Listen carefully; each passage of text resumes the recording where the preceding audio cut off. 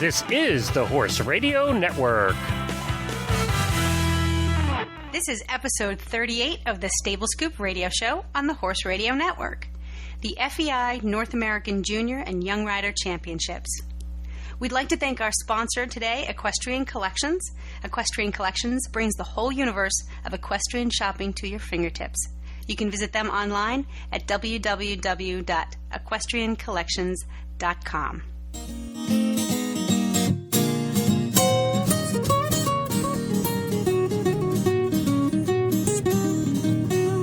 Welcome to the Stable Scoop, with weekly shows delivered right to you.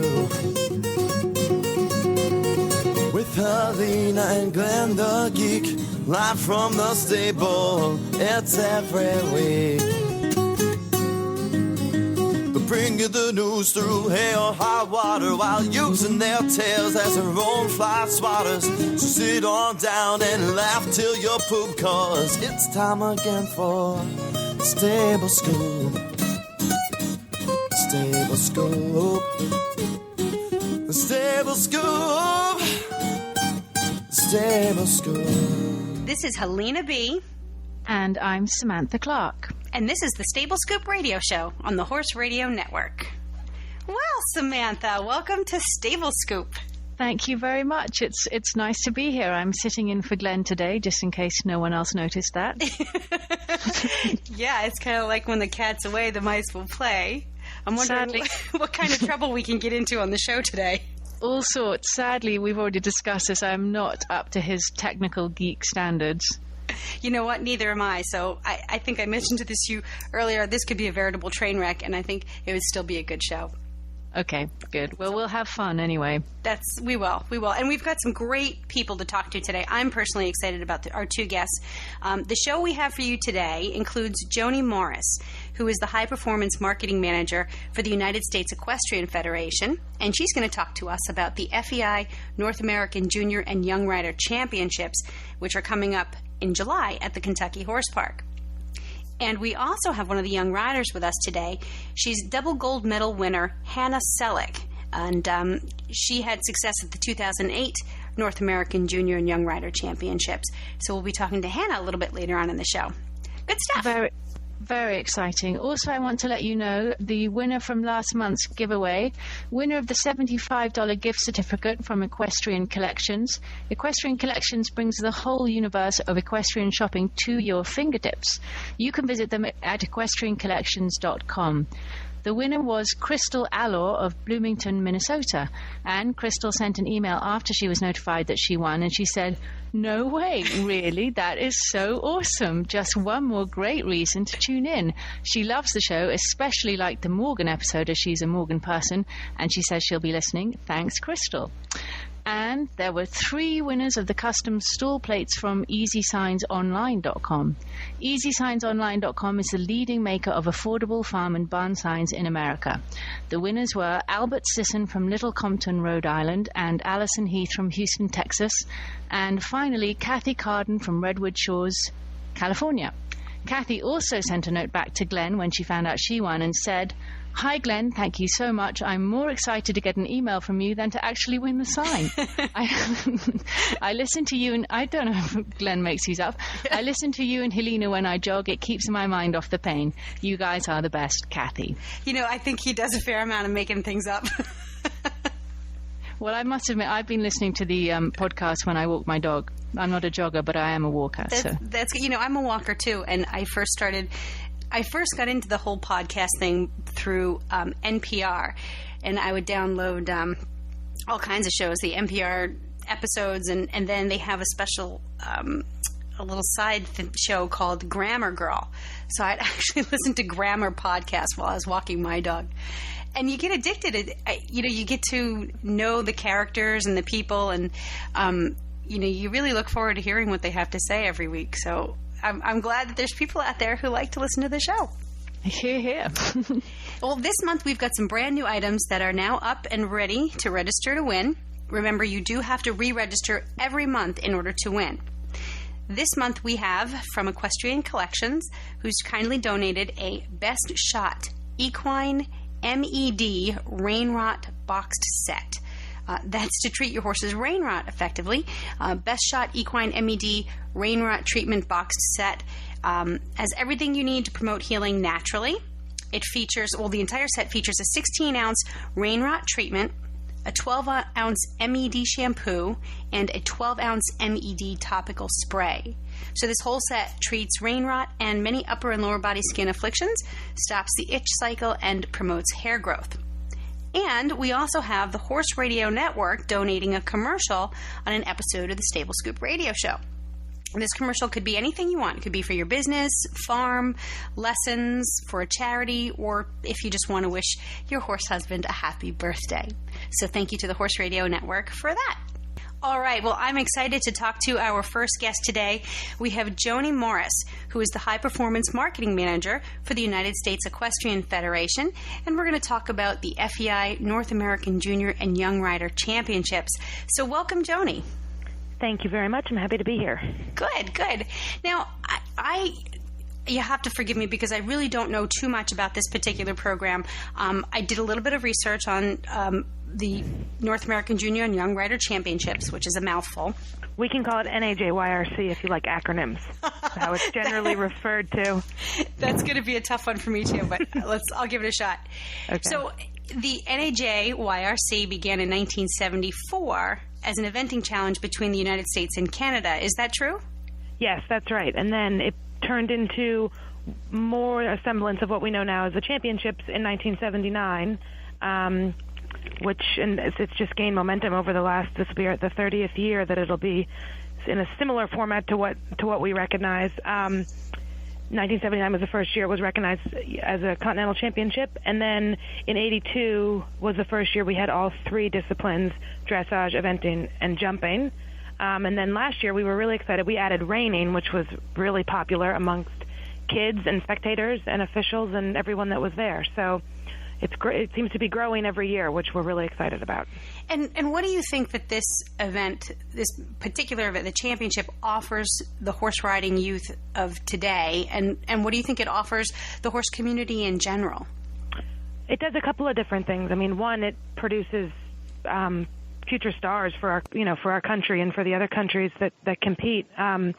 McLean Ward, who's won 2 show jumping gold medals, obviously, and was just barely beaten at the World Cup final in Las Vegas.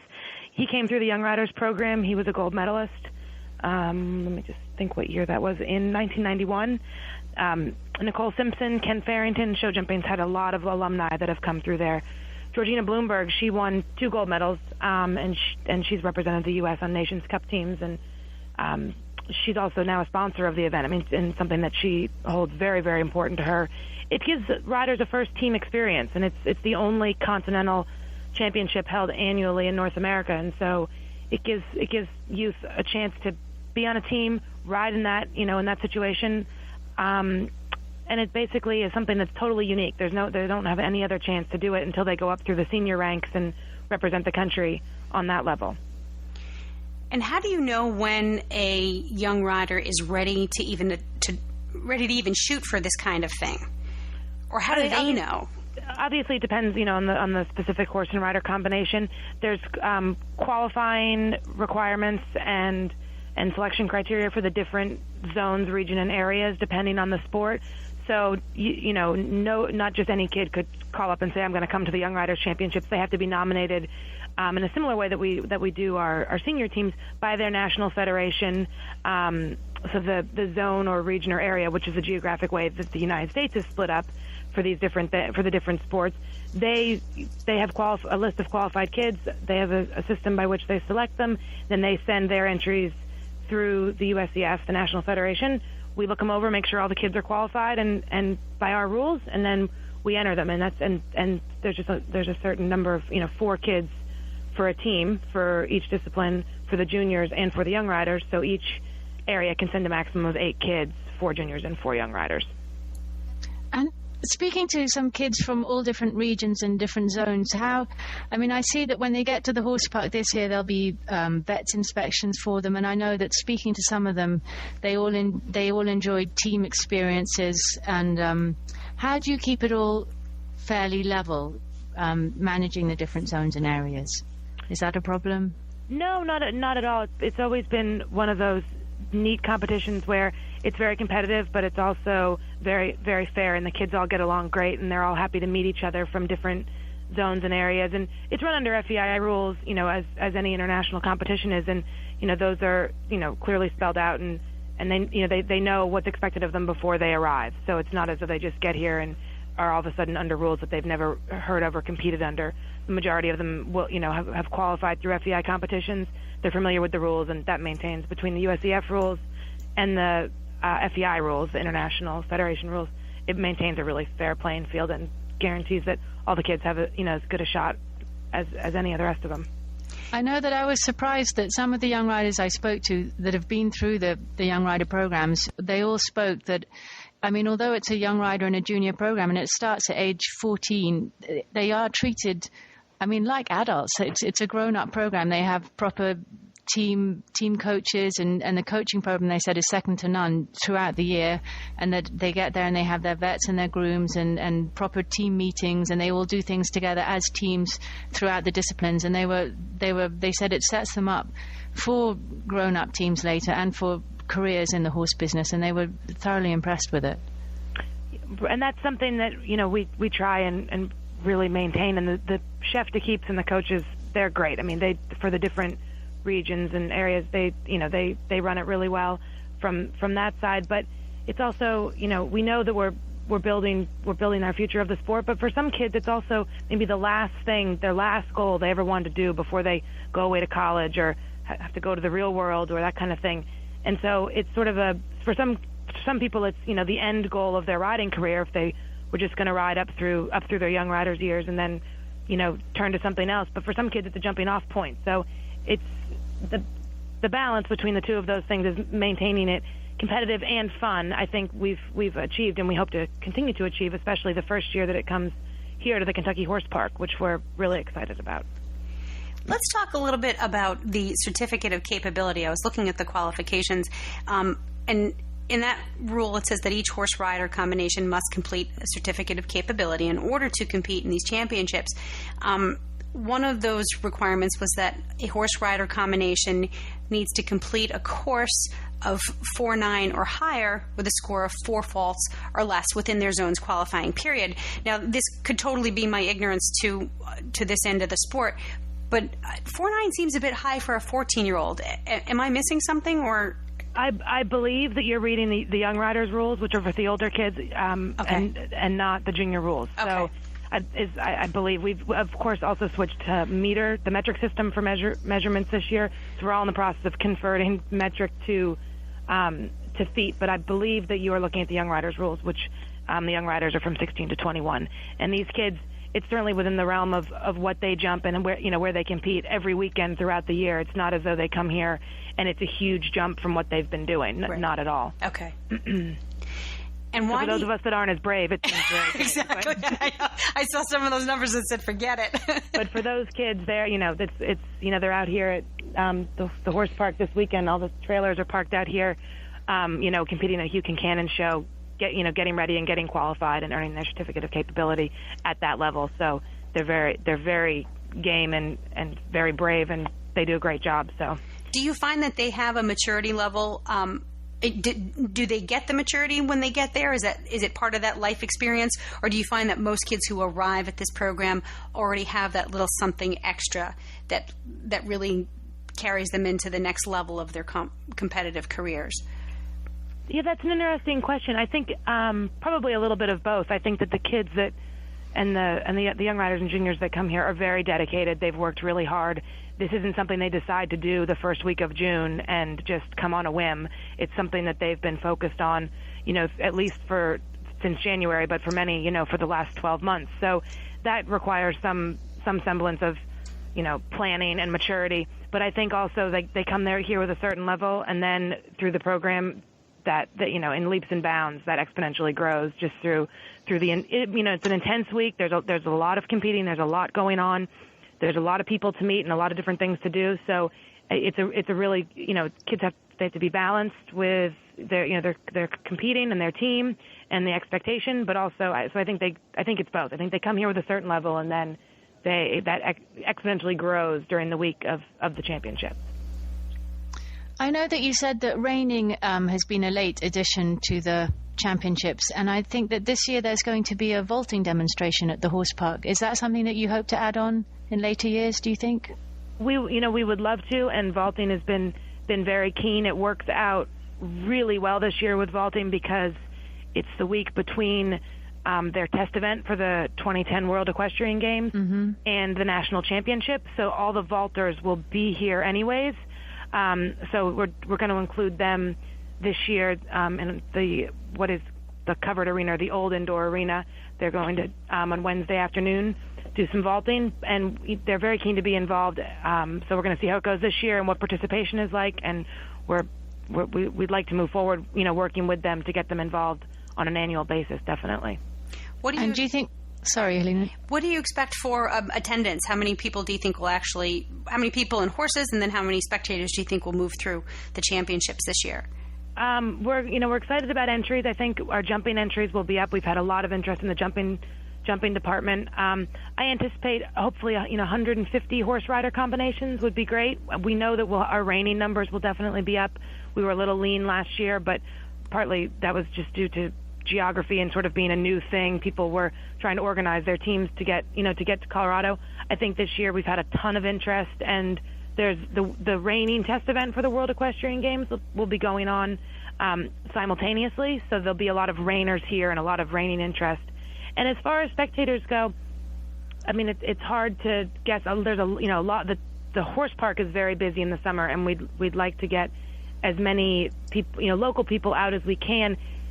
For these championships, the kids certainly don't come alone. Not only do they come with their team coach and their, the grooms that come and help look after the horse for the team, but parents and grandparents and brothers and sisters and whole entourages of family members and that kind of thing come. So I anticipate the park will be a very, very busy place the 22nd through the 26th of July for sure. Joni, is it true you were Philip Dutton's groom? I was.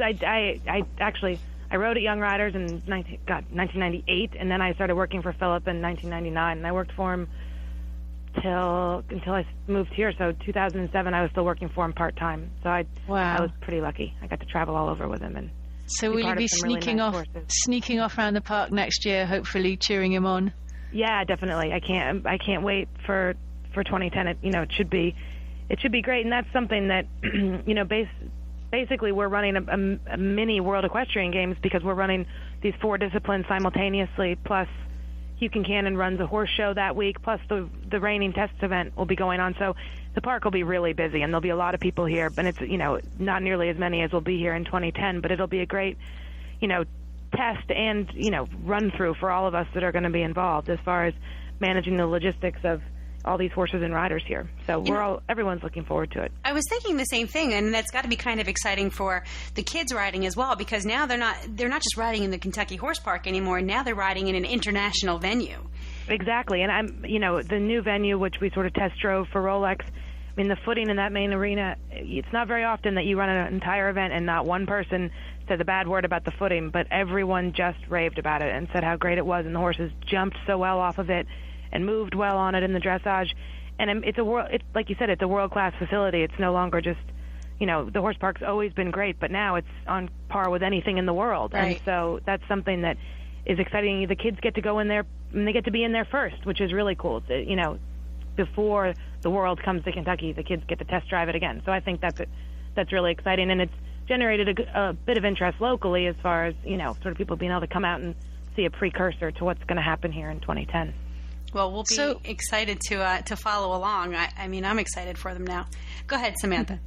So can we expect the Young Rider and Junior Championships to come back to the horse park? I know it's been in Colorado, and it's traditionally moved around, hasn't it, to give everyone a fair chance? But it has, yeah, and it's a unique thing in that it requires quite a bit of space and a reasonably logistically mapped out facility like the Kentucky Horse Park, can handle that kind of horses and traffic.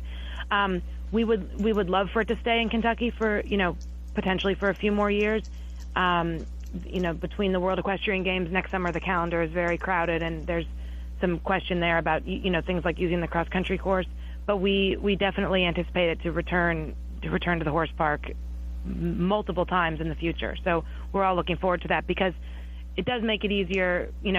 Kentucky is a very centrally located place for where a lot of our kids come from, and so it makes it easier for them to not only plan but to get here, because as we know, moving horses is a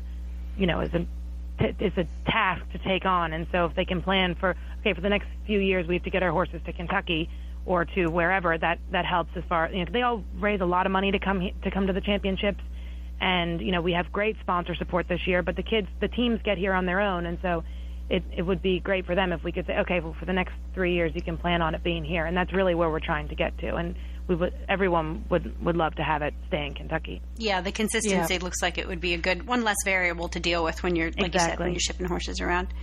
Well, thank you very much for coming on with us. And I said, welcome. I'm excited about following this, something I didn't know much about before, but having learned a little bit, it's just yet another thing for us to be enthusiastic about. So we do appreciate your time coming on, and hopefully we can have you back again. This is your second time on the show, right?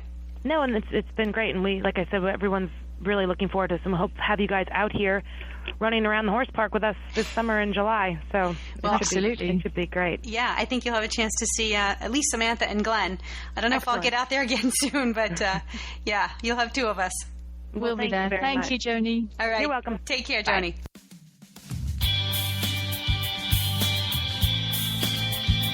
Equestrian Collections brings the whole universe of equestrian shopping to your fingertips. Every day, the site is calibrated to show you all the products that each major equestrian brand has available for you to buy. Any given day, they have over $100 million in products for you to choose from. They know that riding and taking care of your horse takes up a lot of your time, so Equestrian Collections is open for you 24/7, and their advanced technology allows you to find exactly what you need on the website and to check out in as little as 7 minutes.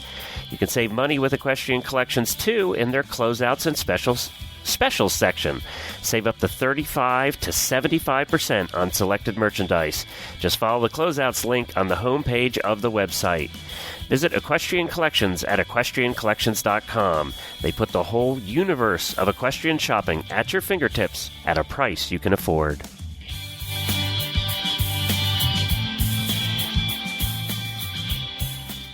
All right. Well, thank you to Joni. That was great learning about the NAGY. See, I knew I was going to mess this up. NAJYRC. I don't know which is harder to say, North American Junior and Young Rider Championships, or to say the acronym right out. Well, that's neither here nor there, because we have with us as our second guest today, Hannah Selleck, who is the double gold medal winner from the 2008 North American Junior and Young Rider Championships. She also happens to have a somewhat famous father, but we're not going to talk about that today. We're going to talk about horses because those are more important. So congratulations, Hannah, and welcome to the Stable Scoop Show. Thank you. Tell us how you got started riding, and at what point did you realize that your riding was more than just a hobby, and eventually you made your way to one of the most prestigious championships in North America? Well, it was just kind of by coincidence I started riding. There was a stable close to my house, and it was an activity I wanted to do along with other things like dancing and soccer and piano and all sorts of things. So I just kind of picked it up, and it was what I ended up sticking with and became my passion. And, I started showing around the age of 8 and just continued from there, from the large ponies up into the bigger jumpers, and made it all the way to there, and hopefully to keep growing and going farther. And why did you get into jumpers? I started with the hunters and equitation, and then the jumpers looked fun, going kind of fast, and I think it was pretty much like the children's jumpers, or even littler. What I saw and got into that, and then really ended up liking it. You won double gold last in 2008 on Bauer. How did you find him, and tell us a little bit about him? Well, we came across him. We were really looking for an equitation horse, and my trainer Karen and I took a trip to the horse show at Tampa, and there weren't any really great equitation horses, which was what I was looking for. But we came across a couple jumpers and ended up trying them, and Bauer ended up being this great prospect, so we went ahead and got him, and he's turned out to be just a fantastic horse. One of the most he must be. And you mentioned that he hasn't even showed that much, and despite that, you still won the gold medal on him. Will he be the one that you'll try and come back this summer on, or will you come back on your other horse? No, I'm going to come back on him this summer. He had a bit of a rest after Young Riders. I had school, and it was a good time to just give him some time off. And now we're back showing, and I have another mount, and both showing them right now in the meter 40s and moving them up into the meter 50s in Grand Prix, so that's exciting. Now, when you first found Bauer and you thought he'd be a good prospect, did you have this championship in mind, or did that just sort of evolve as you and he started riding together? Well, I had Circazy, my first bigger jumper at the time, and we thought it would be a good idea to get another one just so I'd have more experience and have two in the ring. And as I got him, and the two, it was around the time for the trials for that year. I think it was maybe 05. And so I did him in the trials, and he ended up doing better than the horse I already had. So I took him, and that was my first year doing it, and I was on the junior team. And then the goal evolved, to keep going and do the young rider team years later.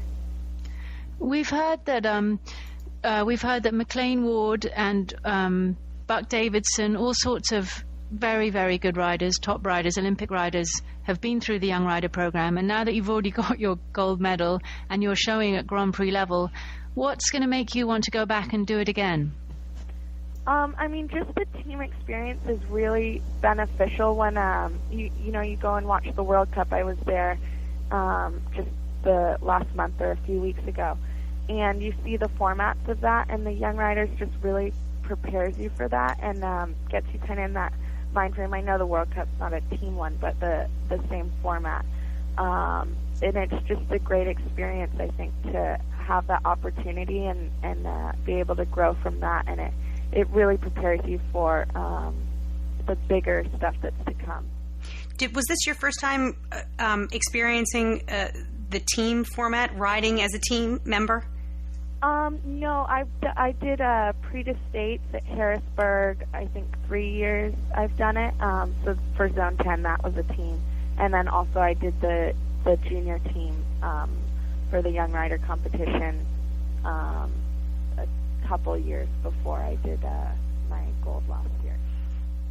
So so now you've achieved some success in the international horse community. Do you feel like you have arrived as a serious competitor, or perhaps like you've just begun?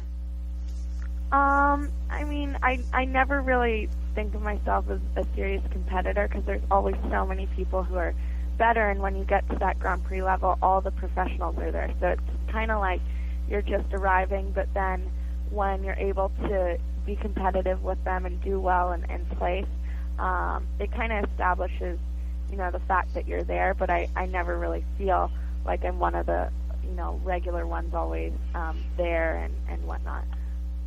Have you been to the horse park here in Lexington before? And if not, what are you looking forward to seeing when you get here? I have been to the horse park in Lexington. It was on a trip when I was on the Foxfield drill team when I was little, and we were doing a demonstration at Equitana. But that's the only time I've been there. Are there any hopes? Do you think it's possible that maybe you'll be coming back next year as an adult for the WEG? Probably not this year, but hopefully maybe next year or the year after. Just with school, it's a little hard because I have 2 years left in college, so I have to get that out of the way. Well, that actually begs the question then, and I'm so glad to hear that you're pursuing academic interests. What are you studying? What are you focusing on in your studies, and how do you balance your academic life with your riding life? Well, I'm a communication studies major, and I hope to be able to do something with that degree to further the sport here in the U.S. and, get it more media coverage and all of that, kind of more how it is in Europe. But just really, I balance my schedule and get the classes in the morning or certain days, so I still have, like about 5 days to ride during the week. And then just stay on top of my work and be in good contact with my teachers. And normally it works out that I'm still able to show and can balance both. Sometimes you get some difficult people you run into, but that's life and you have to deal with it. Yeah, nothing like riding horses to help you deal with life, huh? Yeah. Now, are you the only horsey person in your family? I am. Both my parents have had some experience. My dad has done westerns, and he learned to ride doing that. And then my mom started riding when I did, just to know what it was all about and to feel it so she could understand it more. But her passion is dance, so she stuck with that and didn't really keep up with the riding. But she has done it. But, good for her for getting on and getting into it to understand what's going on. I've seen more than my fair share of moms who like to critique from ringside who've never actually sat on the animal, and that's a little frustrating. So good for your mom for getting on there. Yeah, she didn't want to be one of the moms from the side saying, kick it, make it go, and just didn't really get it. Last question for you then. Speaking of your parents, does their celebrity or does your family's celebrity status ever conflict with your riding career at all? Does it ever get in the way? No, it never really has. My dad has really left the riding to be my own thing, and it's kind of the way I've established myself, and it's my sport. So he doesn't, he loves to come and watch and support me, but he has never really let that celebrity aspect come into my riding career, which I think is really great. And it seems that you're creating a little celebrity status of your own within the ring, and that is very well deserved. Thank you. Absolutely. Congratulations, and good luck for this year, too. Oh, thank you. Thank you. Have a great weekend. Okay. And we look forward to seeing you hopefully in the summer. Yeah, thanks. All right, Hannah. Thanks a lot. Okay, bye. Bye-bye. This has been so much fun, Helena. It is, and you get to learn so much from talking to these kids and people, from Joni and from Hannah. And one of the things that I love about these interviews is that it's, especially young riders, is that you really hear how their riding careers and how their horsemanship has turned them into such lovely people. Yes. She was I was really impressed by her. Right? Absolutely. Good and kid. Taking her work seriously and her studies seriously at the same time. That is no easy task, no matter who you are. And the funny thing is, a friend of mine who used to live in California has moved to Kentucky now, but she said that also John Cleese's daughter rides, and John used to come to some of the shows and watch. And she said actually it was the opposite. No one would talk to him because they were afraid that people would think because he was a celebrity. So she was the only person. She felt sorry for him, so she'd go and talk to him. But otherwise, everyone would totally avoid him like he had the plague. Yeah, it's either going to go one way or the other. People aren't quite sure what to do, And, one of the things that I think is great about having the celebrities involved in these sports is that they're sort of opening it up to maybe to people who might not otherwise consider equestrian sports. You've got Georgina Bloomberg, you've got Jessica Springsteen, now we've got Hannah Selleck, and clearly John Cleese's kids. So I think it's a pretty neat thing. But I think as horse people too, we are a pretty respectful group, and since we're all essentially horse crazy to some degree, it's almost like celebrity, what's celebrity? Movie star, what's movie star? The stars are really in the ring. And horses are such great levelers anyway. They are. Like you said, the stars are in the ring, and everyone still has to groom their horse and pick their horse's feet out and ride their horse. So right, we all get pooped on every now and again. All right. Well, this has actually been a fabulous show, Samantha. I do hope that Glenn gets we'll carried away. We'll have to send Glenn on permanent vacation. I have to do a quick promo for the other shows on the Horse Radio Network. We have coming up on the Eventing Radio Show, the Badminton Preview Show. That's fun. With Glenn the Geek and Chris Stafford. And then on the 2000 Radio Show, we have all the latest news for the 2010 World Equestrian Games. So be sure to listen to it. And Samantha, you're in on that now too, aren't you? Yes, I will be starting to do that with Glenn pretty soon. Super. So we'll have Chris Stafford and Glenn on the Eventing Radio Show. We'll have Samantha Clark and Glenn on the 2010 Radio Show. And, of course, you have me, Helena B., and Glenn will be back with Stable Scoop in the coming weeks. But I do hope, Samantha, you'll come back as a guest host in the future. I would love to, anytime at all. Fabulous. Well, be sure to listen next week for another fun episode of the Stable Scoop Radio Show. You can send us feedback. We'd love to hear it. You can send us a voicemail at 270-803-0025 or send email to geeks@horseradionetwork.com. We thank our sponsors today, Equestrian Collections and the Horse Radio Network. Don't forget, we've donated a commercial for an episode of the Stable Scoop Radio Show. So again, our thanks to sponsors Equestrian Collections and the Horse Radio Network.